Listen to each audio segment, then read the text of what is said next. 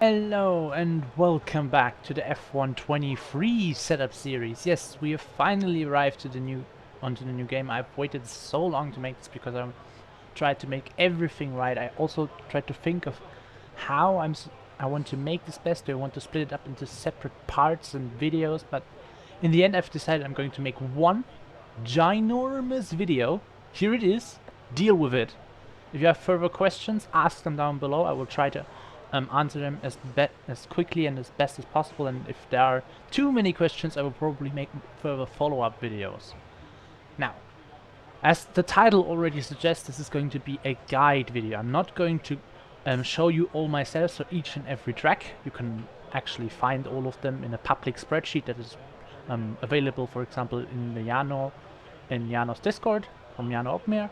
And you can also find it on many other Discords that I probably don't know of, but it has been shared, so I don't really mind. And what we are going to do is explain what every setting does, what happens if you change them, and which settings are considered to be the best, or the so-called meta, some might call it. Starting off with probably the most important setting, the aerodynamics. The aerodynamics consists of the front and the rear wing, and is basically the biggest part about your car in terms of how it actually tries to go through every single corner. Now, the front wing controls the front of your car. If you have lots of front wing, the front will bite into every corner, giving you great turn-in and great rotation. And the rear wing does the exact same, except for the rear of your tires. So instead of giving you front rotation, it gives you rear stability. So the more front wing you have, the faster you can corner, and the more rear wing you can have, the better stability you can have while cornering, giving you great traction. So if you were, for example, to run all the front wing into world, but no rear wing, your front of the car would have so much rotation that your rear couldn't keep up, and you would spin in every corner. At the same time, if you were to run no front wing at all, or basically the minimum amount possible, but all the rear wing in the world, your car would be super stable. It would be almost impossible to spin, but you wouldn't be very fast because your car doesn't turn. As you can already discover, it's best to find the correct balance of front and rear wing, and also consider that putting on more front and rear wing also reduces your straight line speed. Important to note in this part is that the rear wing actually reduces the straight line speed more than the front wing. And so we typically try to keep the front wing low, but this is something that I will come back on later. In general, in F123, it is important to have a rather aggressive setting on the front and rear wing, due to the cars already being quite stable by nature. So what this means is that you will have more front wing on the car than rear wing. On basically all tracks, except the tracks like Monaco or Singapore, where you will run so much downforce that you actually can't create the so-called wing gap, as we like to refer it.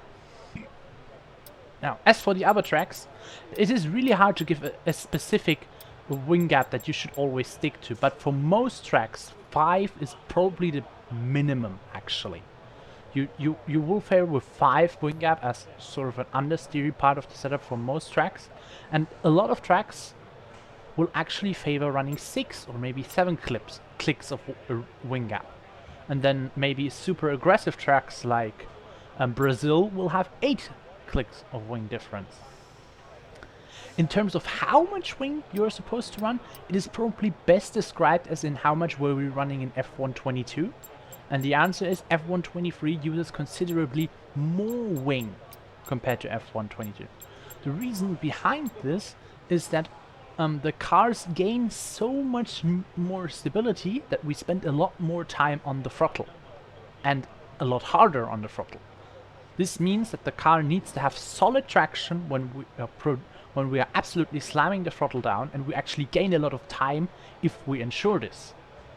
So this means that the rear wing is basically a lot more mandatory to run in a higher setting, because if we take away the rear wing, we lose all of our good love traction, and the car doesn't accelerate well out of corners anymore, and you lose so much time. So there is a minimum amount of rear wing that is kind of required per track to get well around out of corners, which automatically sets up a decent amount of front wing that is required to have a solid balance of the car, because as we already said, you need to have enough rotation to get the car in and out of the corners. Additionally, tire drop-off is extremely high this year, and so in longer races you will probably want to run a slightly higher downforce setup to also further improve the safety of your car and make sure that your car doesn't become undrivable once you reach higher tire degradation. AKA your car becomes slower and slower, which means the grip on the rear will become less and less, you will gain less traction, and you don't want to just spin middle throughout the race because you can't control the car anymore. Now, moving on to the transmission. I think one last thing that is important to note is that the front wing can be changed through Park Ferme, so it is actually something that you can change as you wish. The rear wing you cannot, but the front wing you can. The transmission also is completely interchangeable in the Park Ferme, so you can change it after qualifying, and actually you can change the on-throttle differential while driving, only in 5% differences, but still that is quite important to know.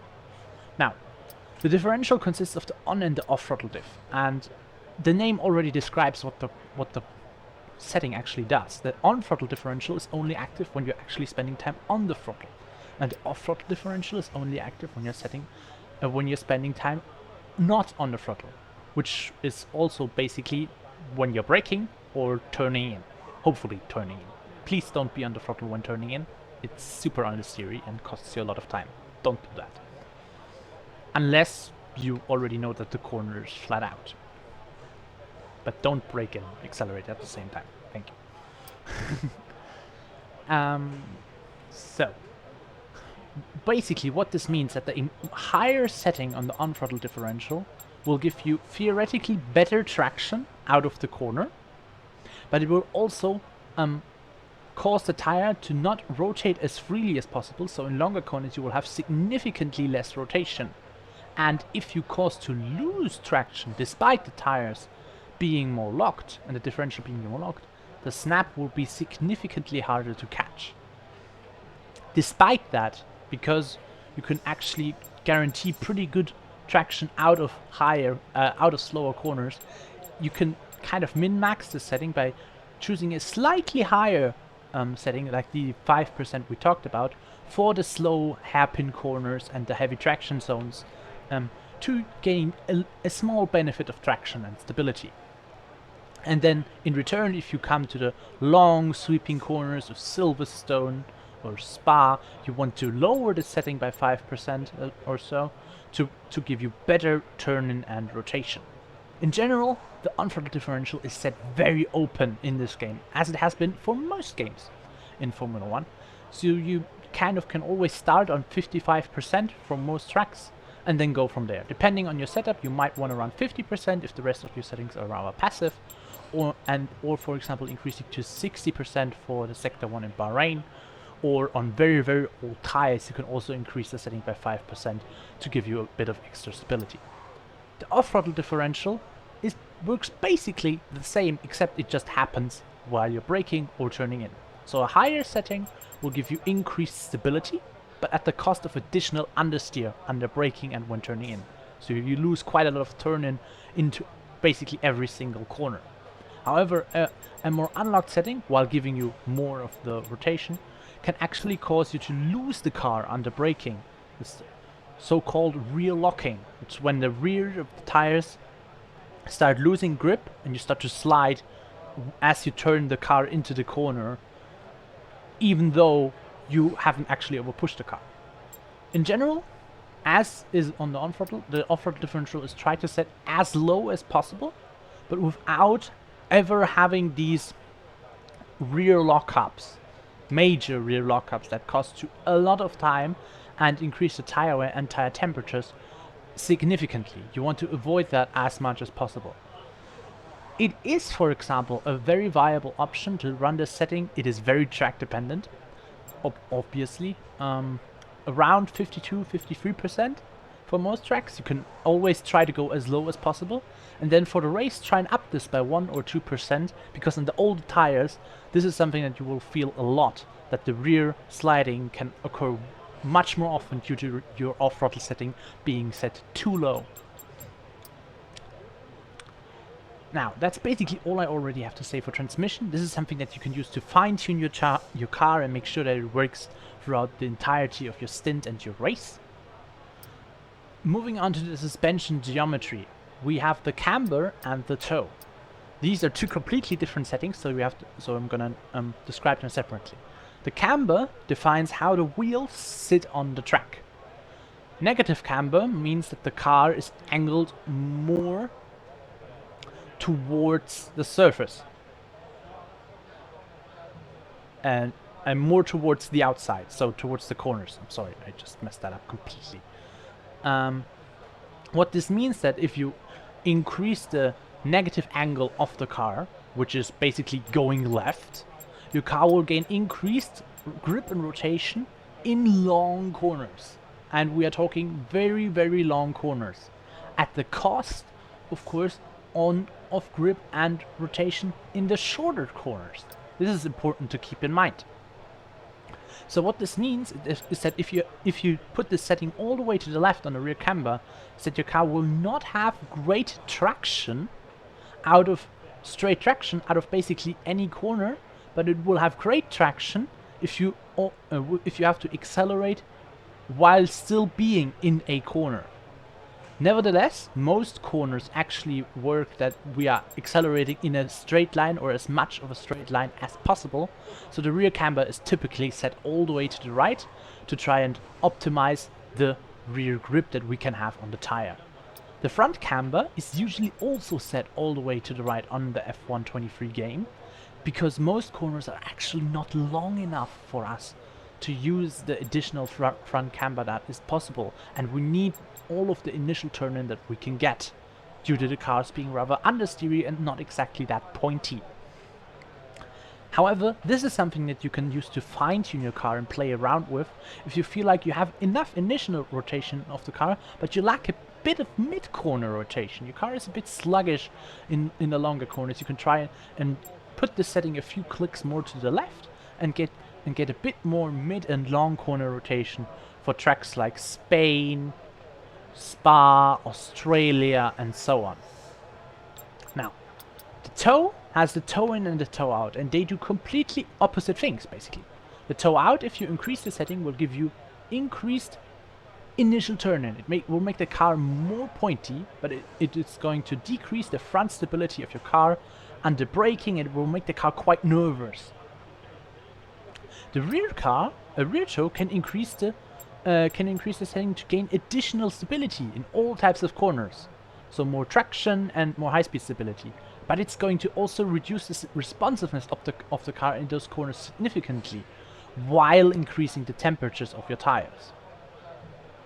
Because this increases the temperatures of the tires, and we can gain stability from basically all other settings better without losing all of our turn-in, rear toe is basically not used. Maximum is you can add 1 or 2 clicks to fine-tune the setting, but most setups are trying to be designed right now with no rear toe in mind. The front toe is also a setting that is basically tried to be avoided, but you can very much use 1 or maybe 2 clicks to get additional pointiness of the car.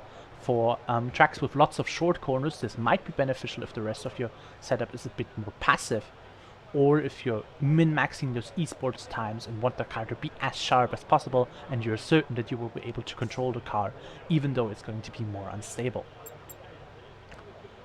Moving away from the more fine-tuned settings and coming to this second most important sheet behind the aerodynamics, we move on to the suspension, which consists of, and this is very confusing, the suspension again, the anti-roll bars and the ride height. I'm going to explain each setting on their own because it is very complex and there's a lot to say and talk about.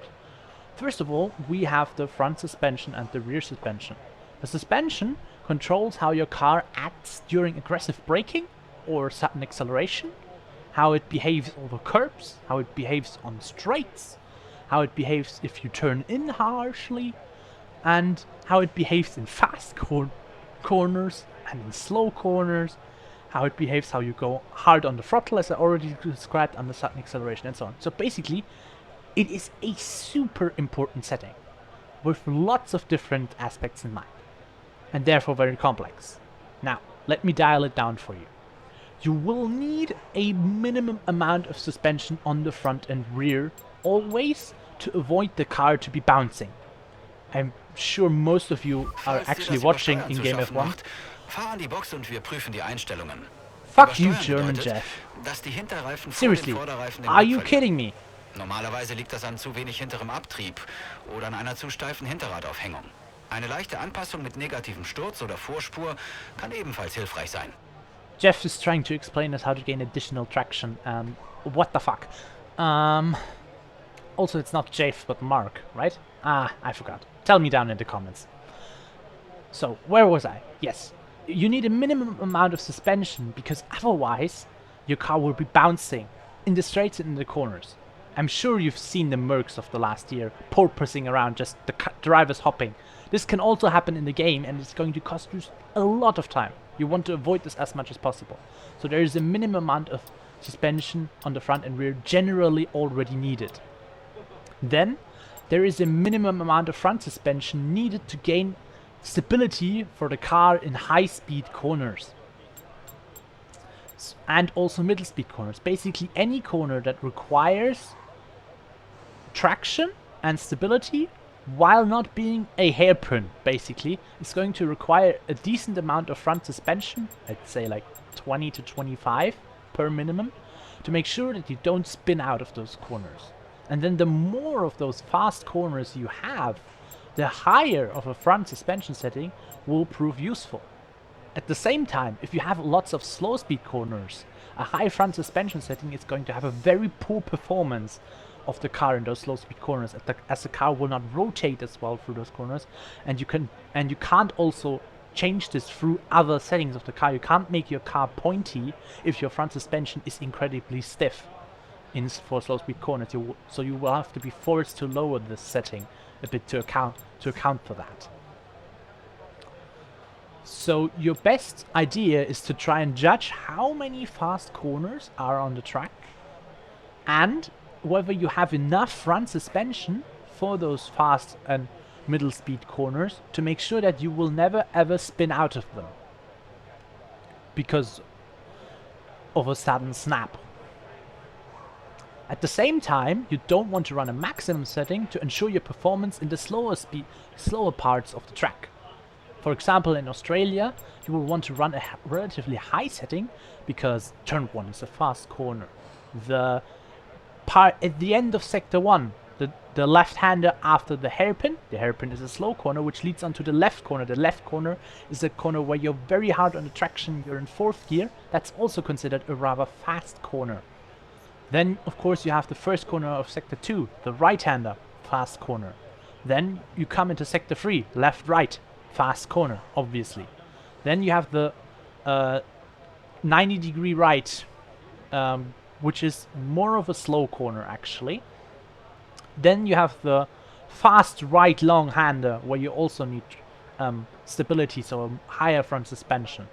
Then you have the hairpin left, where you want to have a bit lower front suspension, but it's followed up by an extremely hard traction setting for the last corner, where you definitely, again, will feel it if you have a higher front suspension to gain additional stability. Overall, Australia, as an example, is a track where you will want rather high front suspension settings, somewhere around, I don't know, 28 to 35, depending on how you set up the rest of your car. The rear suspension, again, keep in mind you need a minimum amount of it to not bounce on the straight and in the corners. Controls how your car rotates through all of those corners I described, particularly the slow ones, at the cost of traction. So, if you were to increase this setting significantly, your car not only would have quite poor performance in slow corners, because similarly to the front suspension, the car is so firm that it just can't really have mechanical grip around there. But at the same time, the car will be extremely unstable and snappy and will just have a poor traction performance out of those corners.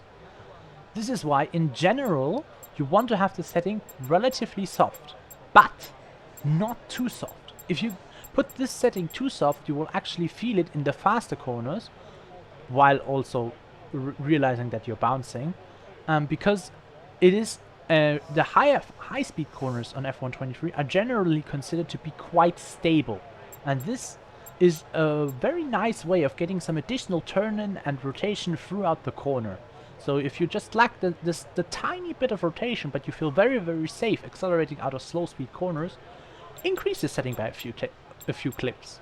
At the same time, if you're struggling with low-speed acceleration and you think you have found the correct rear wing setting and differential setting of your car, for example, and it's not the front suspension, try and lower the rear suspension a bit.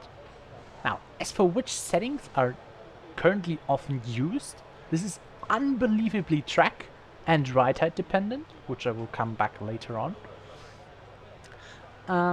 But I'd say some tracks actually with a little trick can run one rear suspension, but most tracks you will run a minimum of 5 to 6 clicks to avoid bouncing, and then not a lot of tracks will go over 15 rear suspension, and many will be around 10, which I could consider actually to be kind of a default setting for the rear suspension of the car. Now, this was a lot, I know. Take it in. If you have any questions, again, feel free to ask me in the comments, or preferably, for example, in the Discord. I am very active on Jano Opmir's Discord server in the setups channel. Please don't try to DM me. I'm not a major fan of that. I get more than enough DMs anyway. But moving on to the anti-roll bars. The anti-roll bars control how your car will roll and behave in the corners in terms of, will it bog down? So will the car drop down massively and lean into the corners? Or is it extremely stiff and firm, similarly to the suspension? Now, this has several impacts in terms of how the car leans onto how the car actually behaves in the corners. To describe this, a higher front roll bar setting will give you better initial responsiveness on the front of the car. However, the longer the corner goes on, the more and less rotation the front anti-roll bar will provide. This is actually kind of helpful for short corners, because this means that you have great initial turn-in of the car, while at the same time giving you good stability out of the corner, because you don't hit the point where the turn-in of the roll bar turns into understeer for a longer corner. At the same time, on a track with lots of long corners, like Spa or Qatar, if you run a very, very firm anti-roll bar, you will have great initial turn-in, but when you hit the apex, you will just go straight on, because you have no more additional turn-in. So your goal is to find the right anti-roll bar setting that provides you with enough initial responsiveness and stability for the corners without ruining your performance in any of the longer corners of the track. At the same time, increasing the roll bar setting will also make the car snappier, because as I've described, the car will lean less into the corners, which means that the car will feel a bit more firm, a bit more stable, a bit more like nothing's happening. But if then you actually get an oversteer moment, the car will snap quite drastically and quite hard. You will have to correct very, very aggressively. At the same time, if you run a softer anti-roll bar setting, the oversteer will be a bit more controlled. It will be easier to catch. However, it can also occur more often. That is something to keep in mind. It is very similar to the on-throttle differential in that way. The rear anti-roll bar, also if you increase this, will increase the initial responsiveness of the car. You will particularly notice this under braking if you increase the setting to be higher than the front.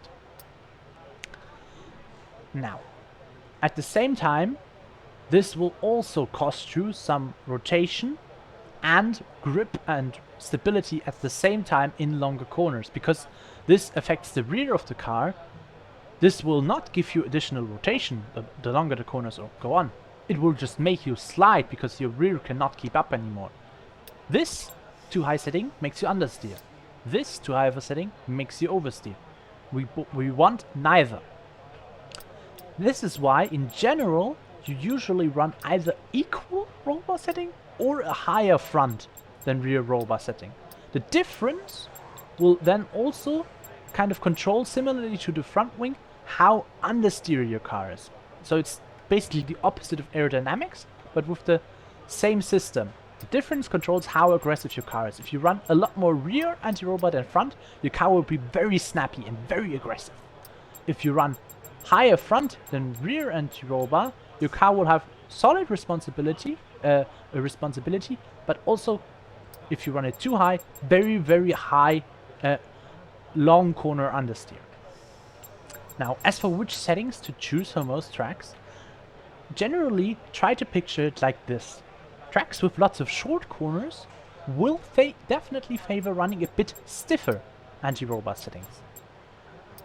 And then tracks with a lot longer corners will definitely favor putting the rollbar settings softer. And then you can use the gap between the front and rear anti-rollbar to control how aggressive or passive you want the car to be. Minuten in dieser Session. Jeff telling me that there's only half an hour remaining in the session. Thank you, Jeff. Moving on to the ride height. Now, this is again a very, very important setting. The ride height, as it already says by the name of the car, controls how much minimum ride height the car will have.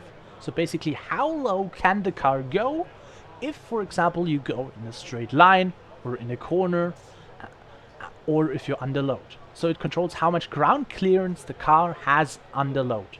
The faster you go, or the more you turn in, the lower your car will bog down. So for example, if under braking, the front of the car will go more towards the surface, and if your ride height is set too low, it will actually make it cause a loss of grip and make it easier for you to lock up the front tires.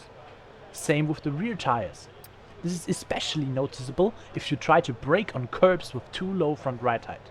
At the same time, if you run enough front ride height, you will have enough clearance so that the car will be able to brake on the curb without hitting the curb with the tires, and the weight transfer being high enough so you don't lose the grip, so you can actually be able to brake properly. So you go. At the same time, however, you don't want to run infinite amounts of ride height, because the lower the car is to the surface, the lower is your point of gravity. So the lower the car sits, and the lower the car sits, the better is its cornering. And this is especially noticeable in faster corners. The lower your ride height, the better your car will corner. However, this of course counteracts the fact that in a faster corner, your car will be more angled down and can easily bottom out. So your goal is to run the minimum settings of ride height possible without bottoming out the car directly on any straight, any corner, or any curb that you actually try to take. Therefore, this has a direct impact on the suspension settings you can run. For example, if you were to run a very high rear ride height setting, it is no problem to run one rear suspension, because your car cannot bounce, because the minimum ride height is so high that even if the front suspension is super soft and the car leans down so much, it will not bottom out. At the same time, if you run a super low ride height setting, you probably need to increase your minimum suspension a bit to make sure that your car doesn't bottom out. And even so, a too low ride height setting cannot be compensated by a rear suspension setting. This can only be done the other way around. So for example, a low suspension setting can be compensated by a ride height setting. But you need to find the optimal balance, because you don't want the ride height to be too high, or you will lose too much downforce for the car, too much cornering speed. In general, the ride height setting is actually set quite low. So the default is gonna be around like 33, 36. That works for a lot of tracks, and then some tracks you will run a bit higher. It is important, and an important point to keep in mind is that the higher you put on the front right side of the car, the less grip you will get, and the higher the rear right side will be, the less top speed you will also have, while losing additional grip. So it is really vital for you that you can try to minimize the rear right side. However, there is one point that counteracts this, which is that the difference between front and rear right side is also called a rake in this case, because we run lower front right side than higher rear right side, so your car has a rake. This is something that you know a lot of Red Bull. If you see the car on the side, the car will be much lower on the front than on the rear of the car, at least in the previous years. This gives you better rotation around slow corners. So this is but not most other corners. So this is a little trick that you can use on purpose to have a car that rotates well through slow corners. You run a relatively high difference, like 6 clicks between front and rear right side, and at the same time you can lower the rear suspension freely now to get more traction out of the slow corners, of which you have just improved your car's rotation from. This is therefore, for example, works very well on tracks with lots of slow speed corners, where you want a good healthy balance of traction and rotation at the same time. Now, tracks with not so many fast slow speed corners will generally want a lower a setting that is as low as possible, with maybe not as much rake in between them, because you're just trying to go as low as you can.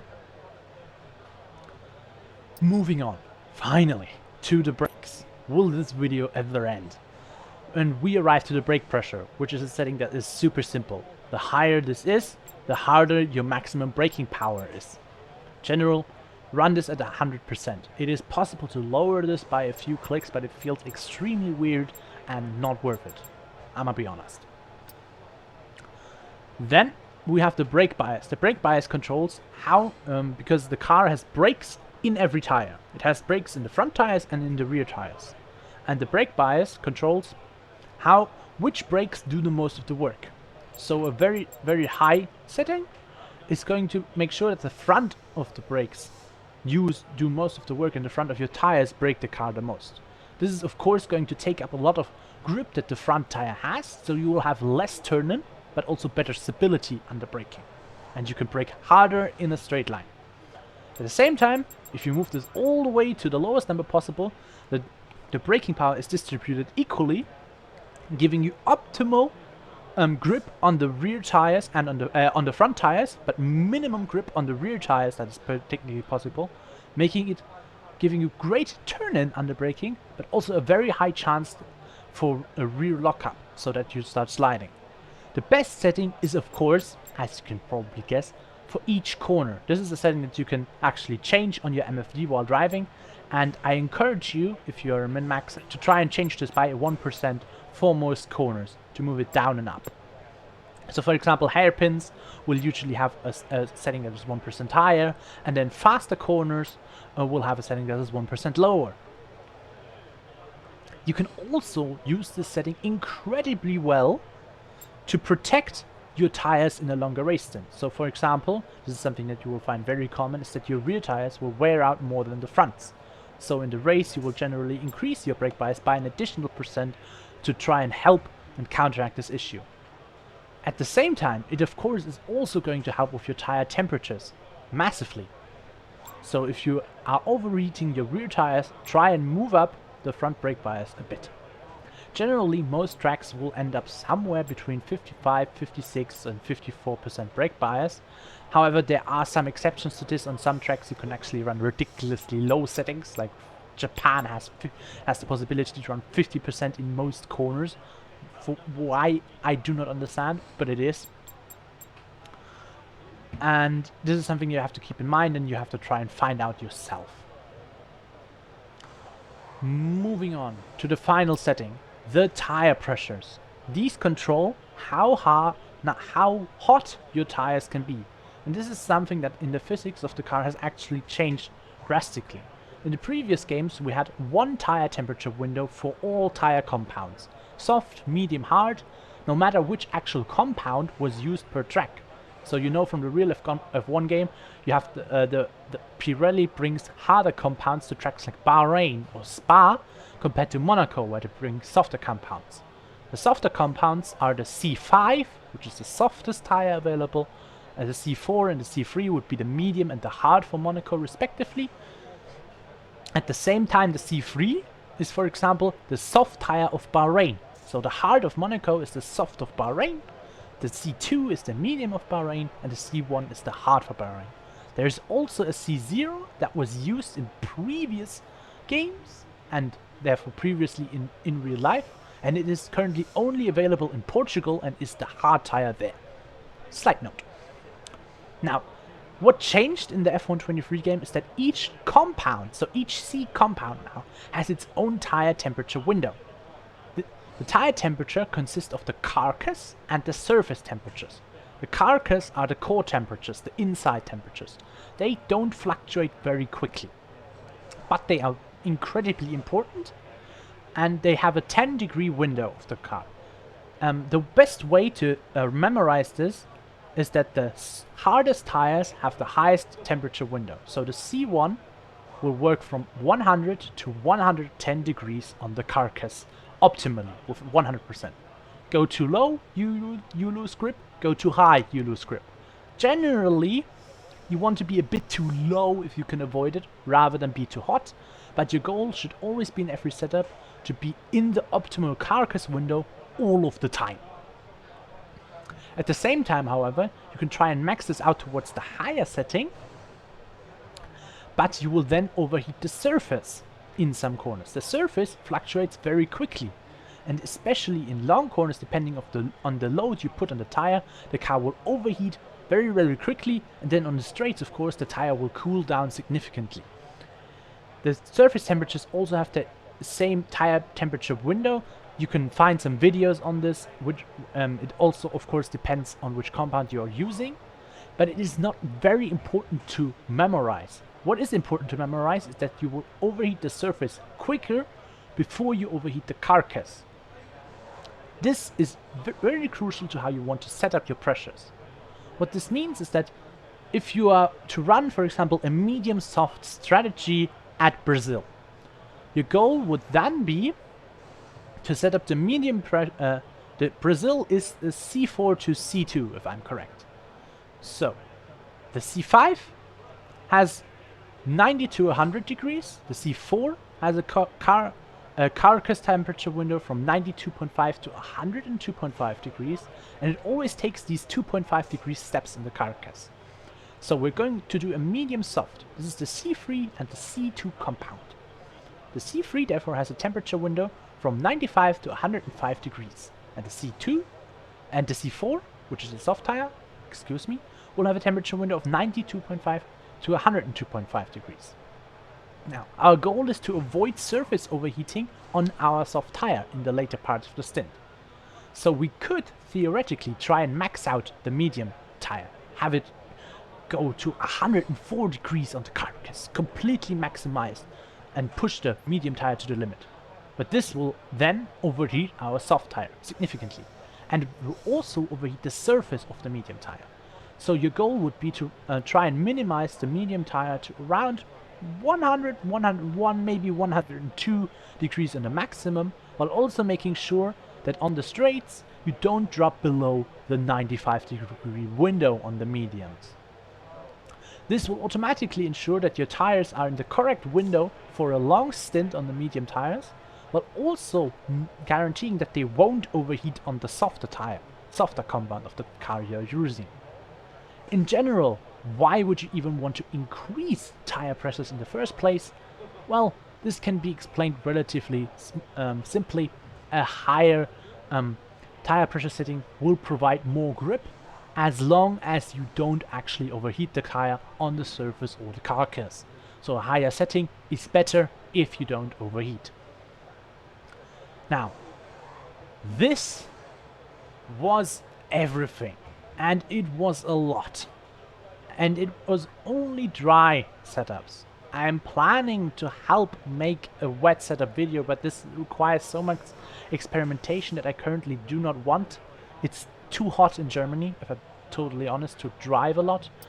I'm also have to excuse myself for not being very, very active in terms of trying to create new setups. I've just not been driving as much because of the high temperatures. I've been also having to deal with some private life stuff.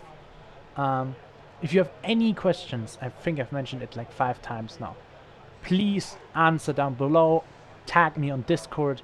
I'm sure we can figure it out. There's also tons of other helpful people that will help you there, so you don't have to actually tag me. Just ask the question in Jano Opmis Discord in this setup channel. I will leave a link to Jano's Discord down below.